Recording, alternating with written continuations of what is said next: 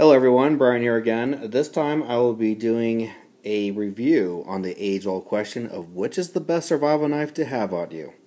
Well, truth be told, the best survival knife to have on with you is the one you have on you during that time of survival. It could be anywhere between a small modified gator knife, which in my case has the orange paracord on it. It could be anywhere between with a Chinese-made knife, which actually the handle is kind of coming apart and the steel is very soft, but if it's the only knife you got on you, it's the best knife for you to use. The Filipino Chris, very nice blade. In fact, this is one of my collector's knives that I have on my wall. I just took it down just for this video. I've never used it. I'm going to put that back in its sheath here. You could even use, a typical boot dagger. Like I said, it's on you in this case.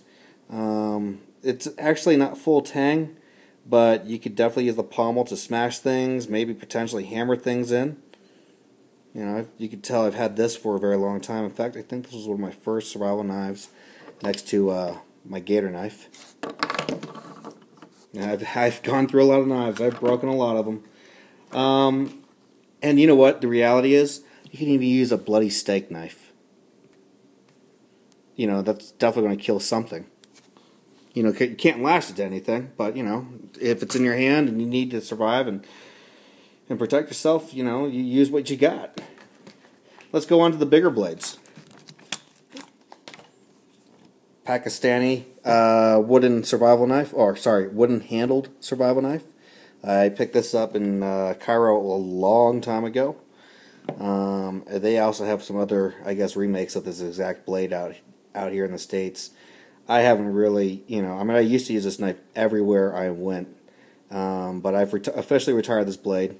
I do find that it's really thin on the back here, but it does light fires using a fire steel, Pretty good stuff on that. Here's your typical hollow handle blade. It's an interesting blade. It's actually lasted for a very long time. It's got a single bolt on the side here. To be honest with you, I've never been able to get that bolt out, and you can definitely see it says stainless steel made in China. Well, truth be told, this blade has lasted in a few excursions. I struck my fire steel back here quite a few times. Took out a few trees here with that. I still don't understand why there's a hole here. Oh, and you can see that the handle, I wrapped it in electrical tape. A compass that I actually eventually did end up breaking. But if you know anything about bushcraft, you know how to find your way out of any situation anyways. Or at least most of them. Unless you're stuck in a building, I guess. Let's move on to knives you make yourself. My prison shank. No, I wasn't in prison. I decided to go ahead and make one out of a file. Wanted to see if I had the ability to do it.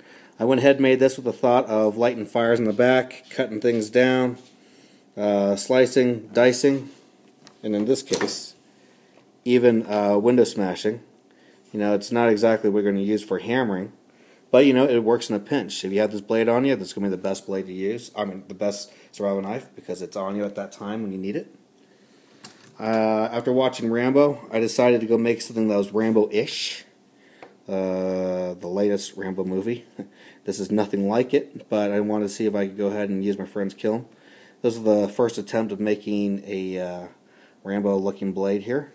It's pretty nice. Works pretty well as a mini machete. I used a template from one of those modernized, ninja swords. So I, basically just cut out the template and just cut it around the metal, or drew around the metal, and made my blade. You can see my hammer marks there. But it also lights fires in the rear. Dive knives. Kershaw. Very nice blade. I always use this when I go scuba diving. I still do, despite the fact I snapped the tip off one year. But I can tell you, this is still going to stab something. If not slice, and definitely, cut through. It's full Tang. You know, I mean, the tip broke. People are going to say, oh, it's a crappy knife. Yeah, but the thing is that you're still going to be able to stab something with it. You're still going to be able to cut with it. The point, again, is that it was with you when you needed it. Let's move on to multi-tools. Right now, I only have a Leatherman tool. I was just told by Gerber that my Bear Grylls multi-tool is delayed again. That's all right. You can see I had my Coughlin's fire steel thing. I don't know what you want to call it. Whatever. But I've had this since day one. You can also tell by the fact that I snapped both tips off. Truth, again, is that it's still very fully functional. I mean, I'm not going to be able to pull anything fine out the tips there, but I'm still be able to grip and tighten down and cutting down wires and, you know, doing what it needs to do. One thing I do recall, and I remember I was just a teenager when I did this, is that I snapped the back of this off. The reason why I completely snapped it off was that I helped a stranded motorist, and they couldn't get their hood open, and they were using everything to try to pry their hood open. And to this day, I can't remember what it was. It's been such a long time ago, but I remember I used, for some reason I thought it was a good idea to use this, and I did open up the hood, but what happened was that it snapped. But it's still semi-functional in some ways. If this is on you during a time of need of survival, you're going to be happy that it was there. Let's move on to folding knives. Everybody remembers my Bear Grylls mini paraframe knife. It's a good blade. You know, it's not combat ready. It's probably going to fail the shock test. And in fact, I think it has failed the shock test if I remember correctly. But it lights fires in the back. It's a great knife to have on you. This typically comes with the Bear Grylls Ultimate Survival Basic Kit, or Basic Survival Kit. But it's a folder. You know, it's easy to conceal. You got the Kershaw. Oh, not the Kershaw. I'm sorry. I take that back. The Cricket Drifter. This used to be my everyday carry blade. And one of the reasons why I stopped carrying it is that you'll see it in two more knives down the row here. To me, this felt just a little too heavy for me to be carrying every single day. I would actually notice that this was in my pocket, even though it was clipped into the inside of my pocket. But if this is the knife on you, then you are going to guess what I'm going to say. It's the best rod knife to have because it was on you at the time. This one, a lot of people, they're pretty familiar with the Maitai. Spring assisted. Very intimidating. Very sharp. Very reflective. That's a big plus sometimes if you're trying to get someone's attention from the sky. You'll notice in the Bear Grylls Ultimate Survival Guide, they mention using the side of your blade to signal for planes.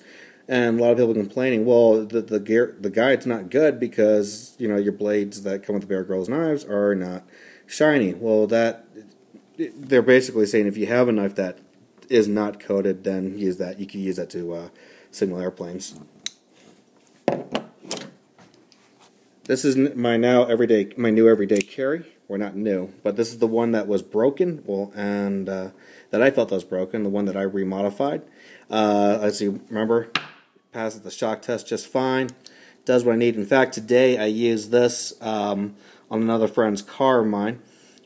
He set off the alarm. He didn't have the keys, and we popped the hood open on his car, and I used this to pry out the horn relay, because other than that, it was pretty stuck. But the blade remained completely intact, completely undamaged, and still incredibly razor sharp.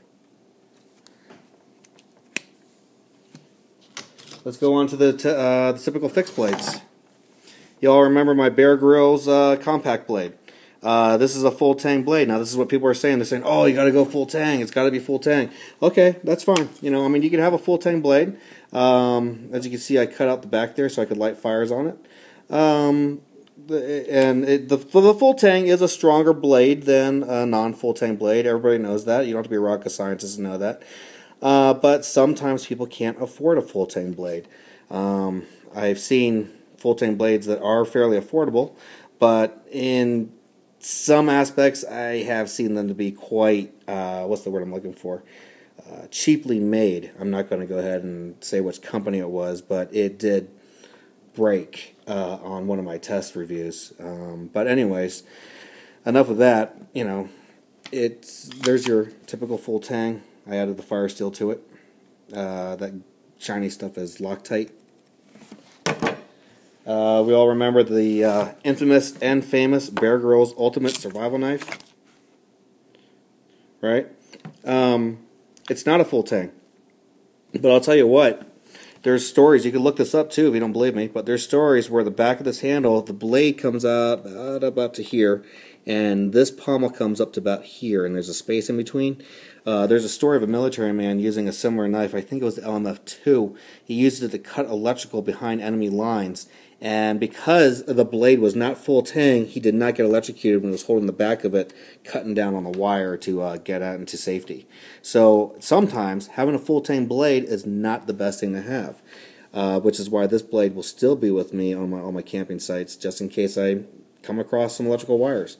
I don't know. I mean, nobody knows. You never know. And finally, the Ultimate Pro Knife, which is full Tang, which, as you can see since my last video, has been used quite a bit more now. It's still incredibly razor sharp. A friend of mine found that out the hard way, and I have to say that I don't feel sorry for him. He was twirling in his hand, dropped it, landed on his foot, and we had to go get him some stitches.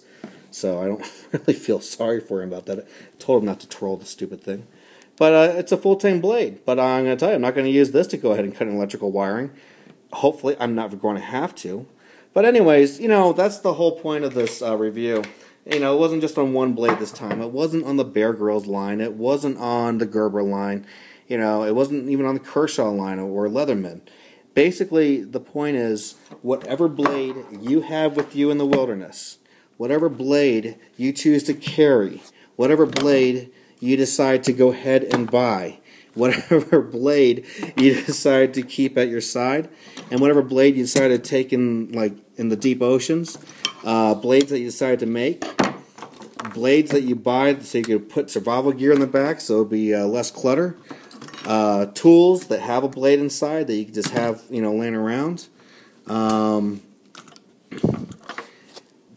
tiny little blades that you could just go ahead and just carry wherever concealed, or, you know, even the old-fashioned wooden handle blades.